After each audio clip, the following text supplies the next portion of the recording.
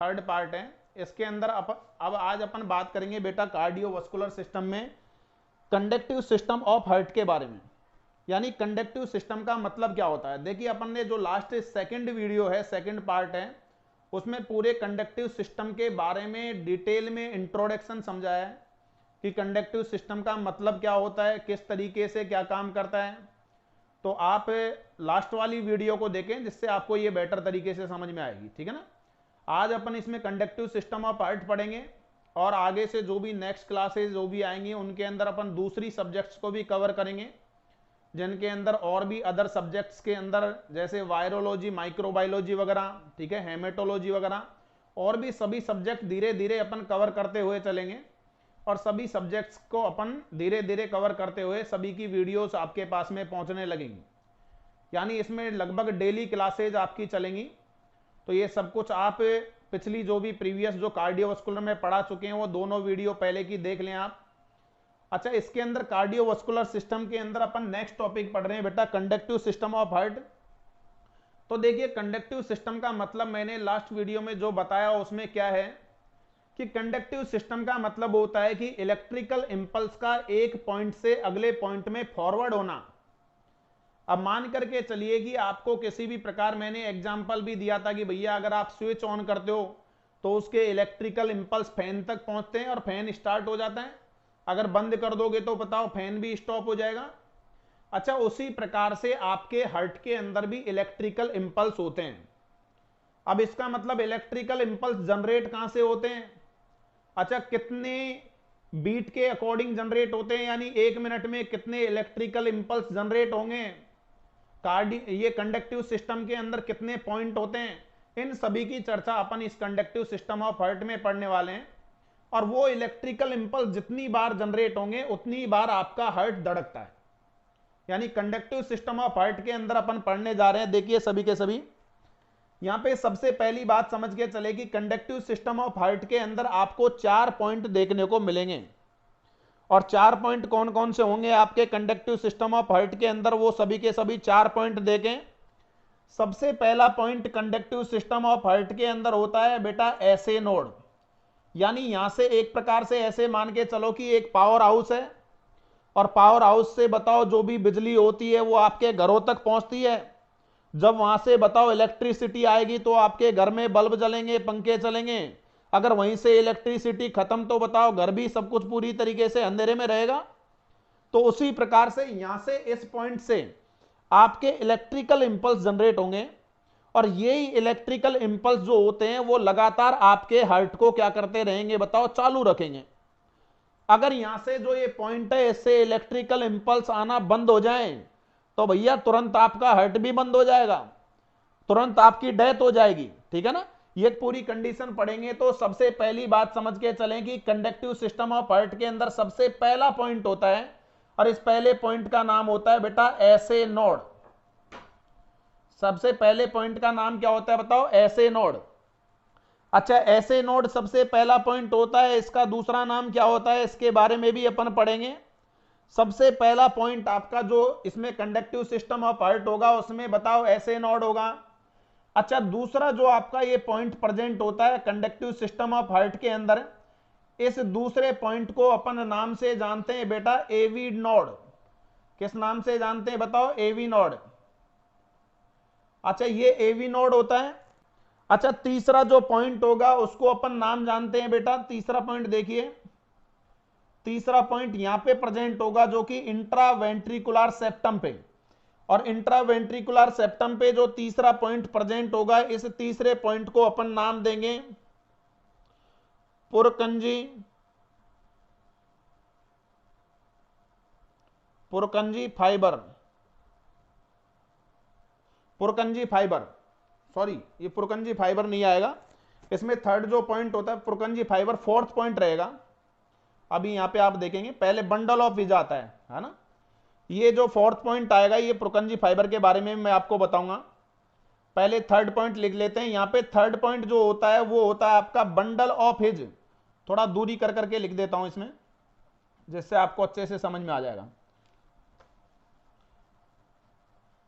अच्छा, ये first point हो गया आपका एसे नोड, सेकेंड पॉइंट हो गया आपका एवी नोड, अच्छा, थर्ड जो पॉइंट आपका होता है, जो कि बताओ कहां पे प्रेजेंट होता है, ये आपके इंट्रावेंट्रिकुलर सेप्टम पे, और उसको अपन किस नाम से जानते हैं बताओ, bundle of his, bundle of his. और जो फोर्थ पॉइंट इसका प्रेजेंट होगा वो बताओ कहां पे प्रेजेंट होता है, आपकी मायोकार्डियल मसल में। यानी एक इस प्रकार से आपके बताओ ये फोर्थ पॉइंट प्रेजेंट होगा, और ये फोर्थ पॉइंट कहां प्रेजेंट होगा बताओ, आपकी मायोकार्डियल मसल में। और इस फोर्थ पॉइंट को अपन नाम दे देंगे क्या बेटा, पुरकंजी फाइबर, पुरकंजी फाइबर, पुरकंजी फाइबर्स। यानी कहने का मतलब आपके पास में कंडक्टिव सिस्टम ऑफ हार्ट में कितने पॉइंट मिले आपको बताओ, 4। अच्छा, 4 कौन कौन से पॉइंट बताओ, सबसे पहला एसए नोड, दूसरा पॉइंट बेटा एवी नोड, तीसरा पॉइंट हो जाएगा बंडल ऑफ हिज, और चौथा पॉइंट हो जाएगा आपका पुरकंजे फाइबर। अब एक बात समझ के चले कि भैया एसए नोड जो होता है वो एक प्रकार का आपका हार्ट का पावर हाउस समझ लो, कि अगर ऐसे नोड से किसी भी प्रकार के इलेक्ट्रिकल इंपल्स जनरेट होंगे, ऐसे नोड से किसी भी प्रकार के इलेक्ट्रिकल इंपल्स अगर आएंगे, तो बताओ वो इलेक्ट्रिकल इंपल्स दूसरे पॉइंट पे पहुंचेंगे, फिर तीसरे पे पहुंचेंगे, फिर चौथे पे, और चौथा जो आपका प्रेजेंट है वो कौन सा है बताओ, पुरकंजी फाइबर। अच्छा, पहले लॉजिक समझ लेना एक, अगर जिसको लॉजिक समझ में आ गया पूरा का पूरा कंडक्टिव सिस्टम आज ही क्लियर हो जाएगा। अच्छा, यहाँ पे जो फोर्थ पॉइंट है पुरकंजे फाइबर, ये पुरकंजे फाइबर किस में पाए जाते हैं, इस पॉइंट को अच्छे से समझे, बताओ ये किस में पाए जाते हैं बेटा, मायोकार्डियल मसल में, मायोकार्डियल मसल के अंदर। अच्छा, मायोकार्डियल मसल में पाए जाते हैं, इसका मतलब मैंने बताओ आपकी हार्ट की लेयर में 3 लेयर बताई थी, और 3 लेयर में सबसे पहली लेयर कौन सी थी बताओ, पेरिकार्डियम। अच्छा, दूसरी लेयर मिडिल वाली जो थी वो कौन सी थी बताओ, मायोकार्डियम, और तीसरी लेयर एंडोकार्डियम। और मैंने आपको बताया कि भैया मायो का मतलब क्या होता है बताओ, मसल, मायो का मतलब क्या होता है बताओ, मसल्स। यानी कहने का मतलब जहां पे भी मायो वर्ड आपको मिल जाए इसका मतलब मसल्स होगा। तो बताओ ये मायोकार्डियल लेयर जो कि हार्ट की मिडिल लेयर होती है, ये मिडिल लेयर का काम क्या होता है बताओ, कॉन्ट्रैक्शन एंड रिलैक्सेशन का काम होता है। यानी हार्ट में कॉन्ट्रैक्शन रिलैक्सेशन कराने के लिए कौन सी मसल जिम्मेदार होगी बताओ, मायोकार्डियम मसल, और जो कि किसमें पाई जाती है, मायोकार्डियम लेयर में, यानी मिडिल लेयर में। अच्छा, अब एक बात समझ के चले कि अगर मायोकार्डियल मसल प्रॉपर तरीके से कॉन्ट्रैक्शन रिलैक्सेशन कर रही है तो आपका हार्ट बिल्कुल सही सलामत चलता रहेगा। अगर मायोकार्डियल मसल ने कॉन्ट्रैक्शन रिलैक्सेशन करना बंद कर दिया, अच्छा बंद कर दिया, इसका मतलब आपके हार्ट का धड़कना भी बंद, और धड़कना बंद इसका मतलब आपका खुद का भी सब कुछ खत्म। बात समझ में आ रही है? यानी कहने का मतलब सिंपल सा ये हो गया कि बताओ मायोकार्डियल मसल के अंदर कौन से फाइबर पाए जाते हैं, पुरकंजी फाइबर, जो कि कंडक्टिव सिस्टम ऑफ हार्ट के लास्ट पार्ट होते हैं। अब एक बात तो समझ में आ गई कि सबसे पहले समझे कि जो इलेक्ट्रिकल इंपल्स जिसकी जरूरत हार्ट को कॉन्ट्रैक्शन रिलैक्सेशन कराने में पड़ती है, वो इलेक्ट्रिकल इंपल्स जनरेट होंगे कहां से बताओ, ऐसे नोड से। कहां से जनरेट होंगे बताओ, ऐसे नोड से। और ऐसे नोड से जनरेट होने के बाद बताओ वो इलेक्ट्रिकल इंपल्स कहां पे पहुंचेंगे, एवी नोड में। अरे बोलो कहां पे पहुंचेंगे, एवी नोड में। बात समझ में आ गई सभी को? अच्छा, कुछ जो इंपल्स होते हैं वो बताओ कहां पहुंच जाते हैं बताओ, आपके लेफ्ट एट्रियम को भी सप्लाई करते हैं। कुछ इंपल्स किसमें सप्लाई भी होते हैं बताओ, लेफ्ट एट्रियम में, लेकिन मेजरली जो सप्लाई होती है वो कहां होगी बताओ, एवी नोड में। यानी इसका मतलब क्या हो गया कि ऐसे नोड में जो भी इलेक्ट्रिकल इंपल्स जनरेट होंगे वो ऐसे नोड से इंपल्स जनरेट होकर के ऐसे नोड किसको दे रहा है बताओ, एवी नोड को। किसको दे रहा है बताओ, एवी नोड को। अच्छा, मान के चलिए जो इलेक्ट्रिकल इंपल्स ऐसे नोड ने जनरेट किए थे वो एवी नोड के पास आ गए। अब भैया उनको पहुंचना तो कहां है बताओ, मायोकार्डियल मसल में। जब तक मायोकार्डियल मसल में नहीं पहुंचेंगे तब तक कॉन्ट्रैक्शन रिलैक्सेशन होगा नहीं, और कॉन्ट्रैक्शन रिलैक्सेशन नहीं होगा तो आपका हार्ट चलेगा नहीं। बात समझ में आ रही है? इसका मतलब ये इंपल्स जो जनरेट हो रहे हैं इनको फाइनली हमको पहुंचाना तो मायोकार्डियल मसल में है। और मायोकार्डियल मसल में पहुंचाना है तो बताओ फोर्थ नंबर के जो आपका पॉइंट है जिसको अपन ने जाना पुरकंजी फाइबर के नाम से, तो बताओ फोर्थ नंबर के ये पुरकंजी फाइबर तक आपके ये इंपल्स पहुंचाने जरूरी हैं। तो भैया सबसे पहले ऐसे नोड ने इंपल्स कहां पहुंचा दिए बताओ, एवी नोड के पास। अब ये एवी नोड जो है वो बताओ इन इंपल्स को कहां पे पहुंचा देगा बताओ, बंडल ऑफ इसके पास। यानी इसने कहां कर दिया बताओ, फॉरवर्ड करके थर्ड पॉइंट पे पहुंचा दिया। यानी ऐसे नोड ने एवी नोड के पास भेजा, एवी नोड ने बताओ बंडल ऑफ इज के पास भेज दिया, और फाइनली बताओ बंडल ऑफ इज बताओ अपने इंपल्स को कहां पे पहुंचा देगा बताओ, पुरकंजी फाइबर में। कहां पे पहुंचा देगा बेटा बताओ, पुरकंजी फाइबर में। बताओ इसका मतलब फाइनली एक बात तो क्लियर हो गई कि जो इंपल्स ऐसे नोड से जनरेट हुए थे वो बताओ डायरेक्टली कहां पे पहुंच गए बताओ, पुरकंजी फाइबर में। और पुरकंजी फाइबर किस में प्रेजेंट होते हैं, मायोकार्डियल मसल में। अब इसका मतलब हो गया कि यहां से अगर एक भी इंपल्स जनरेट होगा तो तुरंत वो इंपल्स कहां पे पहुंचेगा, पुरकंजी फाइबर में।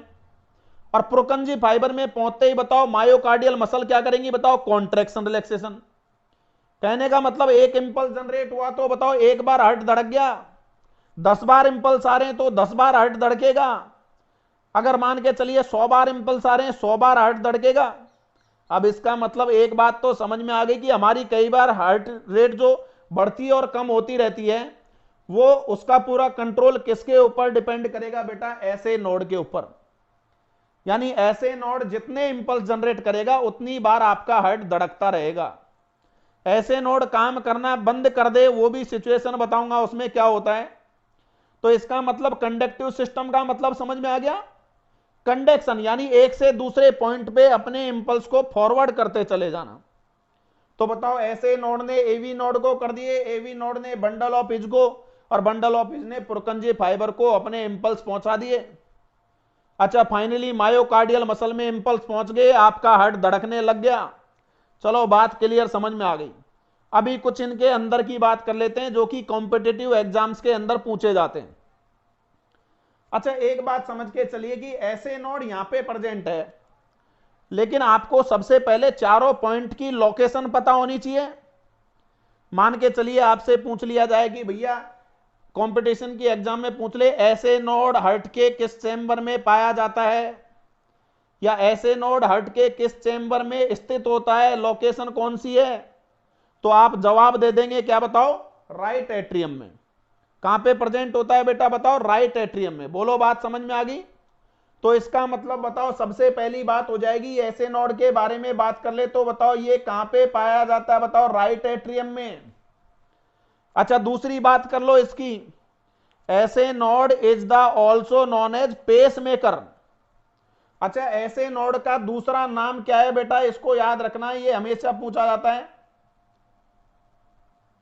Pace maker. SA node is also known as pacemaker. ये बहुत इंपॉर्टेंट क्वेश्चन है, ये मान के चलना, कॉम्पिटिटिव एग्जाम में पूछा जाएगा ऐसे नोड का दूसरा नाम क्या है या किस नाम से जाना जाता है, जवाब दोगे पेस मेकर। अच्छा तीसरा, आपके माइंड में एक चीज चल रही होगी कि भैया ऐसे नोड है तो सही, लेकिन ये कितने इंपल्स जनरेट करता है, क्योंकि चारों पॉइंट अलग अलग इंपल्स जनरेट करेंगे, वो भी बताऊंगा। अच्छा ऐसे नोड के अंदर अपन देखें कि कितने इंपल्स जनरेट करता है, तो बेटा नॉर्मली जो होता है वो ऐसे नोड कितने इंपल्स जनरेट करता है, 70 to 80 इंपल्स पर मिनट। यानी इसका मतलब बताओ ऐसे नोड हर मिनट में कितने इंपल्स जनरेट करेगा, 70 से 80। और 70 to 80 अगर इंपल्स जनरेट करेगा तो इसका मतलब 70 to 80 आपके बताओ किस में आएगा, एवी नोड के पास।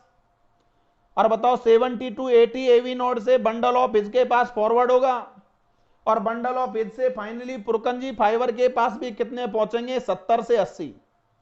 और आपका हार्ट भी कितनी बार धड़कता रहेगा बताओ, 70 to 80 टाइम। बताओ नॉर्मली इतना ही होता है। अब ये सिचुएशन तो हो गई अगर आपका ऐसे नोड बिल्कुल प्रॉपर काम कर रहा है, तो आपकी नॉर्मल स्थिति में आपकी 70 से 80 बार आपका हार्ट धड़कता रहेगा, जो कि 72 मानते हैं। अच्छा एबनॉर्मल कंडीशन में क्या होगा, ये बातें अपन आगे करेंगे। तो अभी सबसे पहली बात ऐसे नोड के बारे में सभी को क्लियर कि भैया ऐसे नोड राइट एट्रियम में पाया जाता है। अच्छा, दूसरी बात, SA node is also known as pacemaker, SA node को हम पेस मेकर के नाम से जानते हैं। अच्छा, तीसरी बात हो जाएगी बेटा कि ऐसे नोड 1 मिनट में कितने इलेक्ट्रिकल इंपल्स जनरेट करता है, तो जवाब दोगे भैया 70 से 80। बोलो, बात समझ में आ गई तीनों की तीनों बातें। अच्छा, इसी प्रकार से नेक्स्ट अगर अपन बात करें एवी नोड के बारे में, तो भैया एवी नोड के बारे में देखें तो सबसे पहली बात समझ के चलें एवी नोड की लोकेशन, कि एवी नोड कहां पे स्थित होता है ऐसे नोड की तरह। तो भैया एवी नोड में देखिए दो कंडीशन बनेगी। अभी यहां पे आप देख रहे होंगे, तो बताओ इस प्रकार के सेप्टम को नाम क्या देंगे? जिसने लास्ट जो फर्स्ट पार्ट देख लिया होगा, जो लास्ट वीडियो देख ली होगी, उनके पूरा समझ में आ जाएगा। अच्छा बताओ, ये वाला जो दोनों एट्रियम के बीच में सेप्टम प्रेजेंट है, तो सेप्टम को नाम क्या दे दोगे बेटा? Intra atrial septum. क्या नाम दे दोगे बताओ? Intra atrial septum. और अगर अभी यहां पे अपन देखें तो बताओ एवी नोड कहां पे प्रेजेंट है? लगभग इंट्रा एट्रियल सेप्टम के साथ अटैच है। यानी अगर लोकेशन देखें तो भैया देखने में तो लग रहा है कि राइट एट्रियम के अंदर ही है, लेकिन बताओ अटैच किसके साथ है? Intra atrial septum. अब इसका मतलब हो गया कि कभी भी अगर कॉम्पिटेटिव क्वेश्चन में आपसे पूछा जाता है कि एवी नोड कहां पे प्रेजेंट होता है, तो अगर आपके पास में ऑप्शन अगर 4 मिलते हैं और चारों ऑप्शन में अगर आपको ऑप्शन मिल जाए इंट्रा एट्रियल सेप्टम, तो भैया अगर इंट्रा एट्रियल सेप्टम भी है और राइट एट्रियम भी है, दोनों अगर ऑप्शन आपको मिल रहे हैं, तो आप कौन सा ऑप्शन क्लिक करोगे बताओ? Intra atrial septum. Because main location तो इसकी इंट्रा एट्रियल सेप्टम ही है। लेकिन अगर कभी ऑप्शन में अगर आपको यह ना मिले कि भैया इंट्रा एट्रियल सेप्टम ना मिल के बताओ तीन तो ऑप्शन अलग अलग हो, जैसे left atrium, left ventricle, right ventricle, और चौथा बताओ राइट एट्रियम आ जाए, तो बताओ इंट्रा एट्रियल सेप्टम नहीं होने के टाइम पे क्या करोगे बताओ? Right atrium. यानी पहली प्रायोरिटी आप इंट्रा एट्रियल सेप्टम को दोगे, अगर वो ऑप्शन में नहीं है तो राइट एट्रियम। बोलो, लोकेशन समझ में आ गई? अच्छा, ये आपकी क्या हो गई बताओ? लोकेशन हो गई किसकी? एवी नोड की। अच्छा, दूसरी बात करें, एवी नोड कितने इंपल्स जनरेट करता है? देखिए, जो अलग अलग पॉइंट है, सभी पॉइंट अलग अलग टाइप से आपकी अलग अलग इंपल्स जनरेट करते हैं। तो अगर एवी नोड की अपन नॉर्मली बात करें तो बताओ, जैसे ऐसे नोड 70 to 80 इंपल्स जनरेट कर रहा था, वैसे एवी नोड बताओ पर मिनट कितने इंपल्स जनरेट करेगा बेटा? 50 to 60 इंपल्स पर मिनट। यानी एवी नोड ऐसे नोड की बजाय कम इंपल्स जनरेट कर रहा है। बात समझ में आ गई? चलिए आगे इसके बारे में एक लॉजिक है वो समझाऊंगा। अच्छा, इसके बाद में थर्ड बात अपन कर ले तो बताओ नेक्स्ट है। नेक्स्ट क्या हो जाएगा आपका? आ गया बंडल ऑफ एज। अब बंडल ऑफ एज की अगर आप लोकेशन देखेंगे तो क्लियरली आपको दिखाई दे रही है। बताओ बंडल ऑफ एज कहां पे प्रेजेंट है? आपके राइट एट्रियम और राइट वेंट्रिकल और लेफ्ट वेंट्रिकल के बीच में। और बताओ इस सेप्टम को अपन ने नाम दिया intra ventricular septum. Intra ventricular septum जो लास्ट क्लास में पढ़ा चुके सेप्टम के बारे में। तो बताओ यहां पे लोकेशन अगर आप देखोगे तो लोकेशन में क्या जवाब दे दोगे कि बंडल ऑफ हिज कहां पे प्रेजेंट होता है? Intra ventricular septum. Intra ventricular septum पे प्रेजेंट होता है। अच्छा, इंपल्स की बात करें कि भैया ये भी कुछ इंपल्स जनरेट करता है क्या? तो बिल्कुल करता है। और ये कितनी करता है बताओ? 30 इंपल्स पर मिनट। कितनी इंपल्स जनरेट करता है बताओ? 30 इंपल्स पर मिनट। बात समझ में आ गई? यानी ये बहुत ही कम करता है। अच्छा, फिर नेक्स्ट फोर्थ पॉइंट है आपका पुरकंजे फाइबर। तो भैया पुरकंजे फाइबर की लोकेशन तो आपको सबसे पहले बताई दी, कहां पाया जाता है? मायोकार्डियल मसल में। कहां पाया जाता है बेटा? मायोकार्डियल मसल में। अच्छा, ये कितने इंपल्स जनरेट कर सकता है बताओ? तो इसका यानी बंडल ऑफ एज और पुरकंजे फाइबर का दोनों का बराबर होता है। और ये कितने इंपल्स जनरेट करते हैं बताओ? 30 इंपल्स पर मिनट ही पुरकंजे फाइबर जनरेट करता है। अब इसका मतलब अभी तक ये समझ में आ गया कि भैया कंडक्टिव सिस्टम ऑफ हार्ट के अंदर आपके 4 पॉइंट हैं, और चारों के चारों जो पॉइंट हैं आपके, एक मिनट, हाँ देखिए 4 पॉइंट है, और चारों के चारों जो पॉइंट हैं आपके, चारों पॉइंट में ऐसे नोड जो होता है वो राइट एट्रियम में पाया जाता है। इसका दूसरा नाम पेस मेकर होता है। अच्छा, ऐसे नोड 70 से 80 इंपल्स जनरेट करता है, पढ़ लिया। एवी नोड में बात कर ली कि भैया अगर लोकेशन पूछे तो इंट्रा एट्रियल सेप्टम नाम दोगे, अगर वो ना हो तो राइट एट्रियम, और ये लगभग 50 से 60 इंपल्स जनरेट करता है। बंडल ऑफ हिज जो होता है वो और पुरकंजी फाइबर दोनों 30-30 इंपल्स जनरेट करते हैं पर मिनट, और इनकी location bundle of his intra ventricular septum पे, जबकि बताओ पुरकंजी फाइबर मायोकार्डियल मसल में। ये इस तरीके से जो फॉरवर्ड करता है, इसीलिए इसको कंडक्टिव सिस्टम ऑफ हार्ट नाम दिया है। अब देखिए मेन इंपॉर्टेंट बात, अब समझें। अब मान के चलिए कोई भी नॉर्मल पर्सन है, जैसे अपन है, तो अपने अंदर अभी नॉर्मल तरीके से जैसे मैं पढ़ा रहा हूं, तो इसका मतलब मेरा हार्ट प्रॉपर काम कर रहा होगा। अभी मेरे अंदर कोई हार्ट प्रॉब्लम आ जाए तो बताओ मैं पढ़ा नहीं सकता। समझ में आ गया? सब कुछ पूरी एबनॉर्मल कंडीशन हो जाएगी, बेहोशी आ जाएगी। तो यानी कहने का मतलब बताओ ऐसे नोड जो है वो कितने इंपल्स जनरेट कर रहा है, बताओ 70 से 80। तो बताओ ऐसे नोड अगर प्रॉपर काम कर रहा है तो बताओ आपके मायोकार्डियल मसल में 70 से 80 इंपल्स पहुंचेंगे, और मायोकार्डियल मसल हार्ट को बताओ 70 से 80 बार धड़काएगी। चलो नॉर्मल चल रहा है, सब कुछ बढ़िया चल रहा है। अच्छा, जिंदगी सही चल रही है, अचानक बीच में भैया कोई दिन ऐसा हुआ कि ऐसे नोड जो है, तो ऐसे नोड ने काम करना बंद कर दिया। ऐसे नोड ने क्या कर दिया बताओ? काम करना बंद कर दिया। अच्छा, काम करना बंद कर दिया, इसका मतलब ऐसे नोड से आने वाली सप्लाई कट हो गई। देखो ये सप्लाई बंद कर दी, ऐसे नोड से आने वाली सप्लाई बंद हो गई। जैसे मान के चलें कि आपका जो पावर हाउस होता है, तो बताओ जहां से मेन पावर, जहां से सप्लाई आती है, वहीं से अगर कोई भी लाइन टूट जाए तो आगे से तो बताओ पावर बंद हो जाएगी। अच्छा, पावर बंद हो गई तो मान के चले आपके पास इन्वर्टर भी है, तो थोड़ा बहुत काम चला सकते हो, ज्यादा थोड़ी चलेगा। तो इसी प्रकार से ऐसे नोड जो है, तो ऐसे नोड क्या करेगा? 70 से 80 इंपल्स जनरेट तो करता है, लेकिन ऐसे नोड मान के चलिए किसी पर्सन के अंदर ऐसे नोड ने काम करना बंद कर दिया। अच्छा, ऐसे नोड ने काम करना बंद कर दिया तो क्या पर्सन की मृत्यु हो जाएगी क्या? भैया ऐसे नोड ने तो बंद कर दिया, अब 70 से 80 इंपल्स तो आ ही नहीं रहे, हार्ट कैसे धड़केगा? मर जाएगा क्या पर्सन? नहीं मरेगा। ऐसे नोड जब काम करना बंद कर देगा तो बताओ उसका काम कौन संभालेगा? बताओ एवी नोड। काम कौन संभालेगा? बताओ एवी नोड। अच्छा, लेकिन एवी नोड काम तो संभाल लेगा, लेकिन एवी नोड कितने इंपल्स जनरेट करता है बताओ? 50 से 60। और भैया हमारी पूरी बॉडी में प्रॉपर सप्लाई के लिए तो 70 से 80 बार तो हार्ट को धड़कना जरूरी है, और 60 से नीचे अगर हार्ट रेट हो जाए तो उसको हम ब्रेडिकार्डिया बोलते हैं। 60 से नीचे हार्ट रेट आ जाए तो उसको ब्रेडिकार्डिया बोलेंगे, अगर 100 से ऊपर हार्ट रेट जाने लगे तो ट्रैकिकार्डिया बोलेंगे। मेडिकल टर्मिनोलॉजी में जब 100 से ऊपर हार्ट रेट हो जाती है तो ट्रैकिकार्डिया के नाम से जानते हैं, और 60 से नीचे में ब्रेडिकार्डिया। इसका मतलब 60 से नीचे हार्ट रेट आ रही है तो लाइफ थ्रेटनिंग कंडीशन बनेगी, आपकी जिंदगी के साथ खतरा तो है ही है। लेकिन भैया फिलहाल के लिए तो इंसान नहीं मरेगा।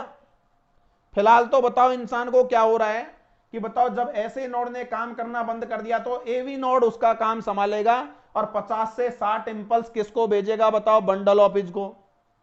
फिर बंडल ऑफ हिज 50 से 60 किसको भेजेगा बताओ? पुरकंजे फाइबर को। अच्छा, 50 से 60 बार ही आपका हार्ट धड़कता रहेगा, लेकिन जिंदगी तो नहीं कट सकती।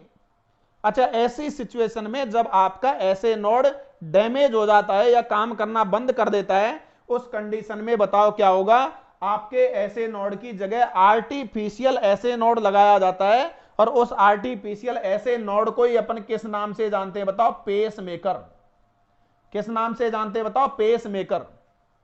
बात समझ में आ रही है? यानी जो पेस मेकर का मतलब एक इलेक्ट्रिकल डिवाइस लगा दिया जाएगा आपके हार्ट के अंदर, और वो लगातार बताओ आपके अंदर किसका काम करेगा? ऐसे नोड का। अब बताओ आर्टिफिशियल बाहर से सेट कर दिया आपके हार्ट में, अब जैसे ही सेट किया तो बताओ फिर से 70 से 80 इंपल्स आने लग गए, फिर से 70 से 80 इंपल्स आने लग गए। अच्छा, 70 से 80 बार हार्ट धड़कने लग गया। तो इसका मतलब जब भी ऐसे नोड खराब हो जाए तो हमको आर्टिफिशियली क्या लगाना पड़ता है? पेस मेकर, और डॉक्टर उसको इंप्लांट करेंगे, पर्सन फिर से नॉर्मल जिंदगी जीने लगेगा। बात समझ में आ गई सभी को? अगर मान के चलिए ऐसे नोड खराब हो गया, साथ साथ में एवी नोड भी डैमेज हो गया, तो क्या होगा? तो मर जाएगा क्या इंसान? बिल्कुल मर जाएगा, क्यों मर जाएगा? बिकॉज 50 से 60 में ब्रेडिकार्डिया में इंसान जीवित तो था, ज्यादा एक्टिविटी नहीं कर सकता लेकिन जीवित था, उसको तुरंत हॉस्पिटलाइज किया गया और हॉस्पिटल में एडमिट कराते ही बताओ वो क्या हो गया? पर्सन जो है हॉस्पिटल में एडमिट कराने के बाद में बताओ उसको पेसमेकर लगा दिया और स्वस्थ हो गया। लेकिन मान के चले ऐसे नोड के साथ एवी नोड भी डैमेज हो जाए तो जीवित रह लेगा क्या? बिकॉज बंडल ऑफ इज तो ओनली 30 इंपल्स पर मिनट ही करता है और पुरकंजी फाइबर भी, और 30 बार अगर हार्ट धड़के तो बताओ जीवित रह लोगे क्या? नहीं रह पाओगे, पर्सन की डेथ हो जाएगी। तो बेटा ये ओवरऑल आपका पूरा का पूरा था कार्डियो, ये आपके कार्डियोवास्कुलर में कंडक्टिव सिस्टम ऑफ हार्ट, जिसमें इंपल्स एक पॉइंट से दूसरे पॉइंट में बढ़ता जाता है, फॉरवर्ड होता जाता है और फाइनली मायोकार्डियल मसल में इंपल्स पहुंच जाते हैं और आपका हार्ट क्या होने लग जाता है? बताओ, धड़कने लग जाता है। अगर ये कंडक्टिव सिस्टम ने काम करना बंद कर दिया तो हार्ट भी बंद हो जाएगा, आपकी डेथ हो जाएगी। बोलो बात समझ में आ गई सभी को? तो ये था आपका कंडक्टिव सिस्टम ऑफ हार्ट। बोलो क्लियर? चलिए इसके बाद में फिर नेक्स्ट अपन पढ़ेंगे circulation, blood circulation. Blood circulation through the heart, यानी हार्ट के माध्यम से ब्लड सर्कुलेशन पूरी बॉडी में कैसे होता है। और वो ब्लड सर्कुलेशन अपन पढ़ेंगे दो प्रकार का, जिसमें एक तो होगा बेटा पल्मोनरी सर्कुलेशन और एक होगा सिस्टेमिक सर्कुलेशन। अच्छा, दोनों सर्कुलेशन के बारे में अपन पढ़ेंगे। सर्कुलेशन के अंदर पढ़ेंगे जिसमें पल्मोनरी का मतलब आपके लंग्स में कैसे ब्लड पहुंचता है, और बताओ आपके लंग्स से प्यूरिफाई होके वापस हार्ट में आएगा और फिर हार्ट से पूरी बॉडी में कैसे जाएगा, फिर बताओ डीऑक्सीजनेटेड ब्लड होके वापस हार्ट में आएगा। तो यानी पूरी बॉडी में और लंग्स में कैसे प्यूरिफाई होता है, कैसे आपका ब्लड साफ होता है, कैसे ऑक्सीजन आती है, कैसे CO2 बाहर निकलती है, तो पूरी की पूरी कंडीशन अच्छे तरीके से डायग्राम के थ्रू समझाएंगे। एक बार सर्कुलेशन पढ़ लिया तो कभी नहीं भूलोगे, दोबारा पढ़ने की जरूरत नहीं पड़ेगी। तो नेक्स्ट क्लास के अंदर अपन पढ़ेंगे ब्लड सर्कुलेशन, ठीक है ना, जिसमें सिस्टेमिक और पल्मोनरी। उसके बाद में कोरोनरी सर्कुलेशन अलग पढ़ेंगे जो ओनली खुद हार्ट को सप्लाई करता है, उसके बारे में भी पढ़ेंगे, ठीक है। तो देखिए इसके अंदर कोरोनरी सर्कुलेशन भी पढ़ेंगे अपन, यहां पे अभी ब्लड सर्कुलेशन के अंदर चलो थोड़ा इंट्रोडक्शन अभी फिलहाल इसके अंदर देख लो।